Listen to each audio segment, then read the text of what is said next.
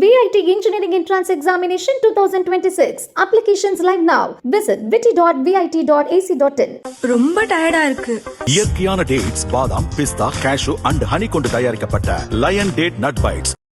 தமிழகத்தில் நிலவி வரும் பரபரப்பான சூழ்நிலைக்கு மத்தியில் டெல்லி சென்ற தமிழக பாஜக தலைவர் நயினார் நாகேந்திரன் மத்திய அமைச்சர் அமித்ஷாவை சந்தித்து பேசினார். மரியாதை நிமித்தமான சந்திப்புதான், அரசியல் பற்றியோ கூட்டணி தொகுதி பங்கீடு பற்றியோ எதுவும் பேசவில்லை என்று நாகேந்திரன் சொன்னார்.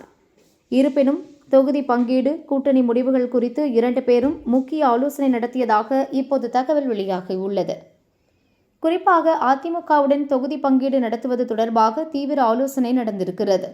தமிழகத்தில் வெற்றி வாய்ப்புள்ள தொகுதிகள் பட்டியலையும் அமித்ஷாவிடம் நாகேந்திரன் வழங்கியிருக்கிறார். அதில் மொத்தம் 65 தொகுதிகள் இருந்ததாக பாஜக வட்டாரம் கூறுகிறது.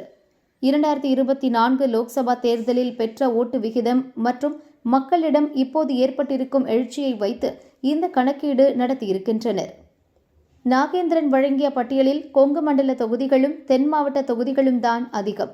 குறிப்பாக கொங்கு மண்டலத்தில் கோவை வடக்கு, தெற்கு, கவுண்டம்பாளையம், பல்லடம், சிங்காநல்லூர், சூலூர், ஓசூர், வால்பாறை, கிணத்துக்கடவு உள்ளிட்ட தொகுதிகளிலும், தென் மாவட்டங்களில் கன்னியாகுமரி, குளைச்சல், கிள்ளியூர், நாகர்கோயில், பத்மநாபபுரம், விளவங்கோடு, குளித்தலை, மதுரை தெற்கு, தென்காசி, ஆலங்குளம், நெல்லை, அம்பாசமுத்திரம், நாங்குநேரி, பாளையங்கோட்டை, ராதாபுரம், அருப்புக்கோட்டை உள்ளிட்ட தொகுதிகளிலும், சென்னை பகுதியை பொறுத்தவரை எழும்பூர், துறைமுகம், ஆயிரம் விளக்கு, மயிலாப்பூர், தியாகராய நகர், வேளச்சேரி உள்ளிட்ட தொகுதிகளிலும் வெற்றி வாய்ப்பு இருப்பதாக பாஜக கணித்துள்ளது.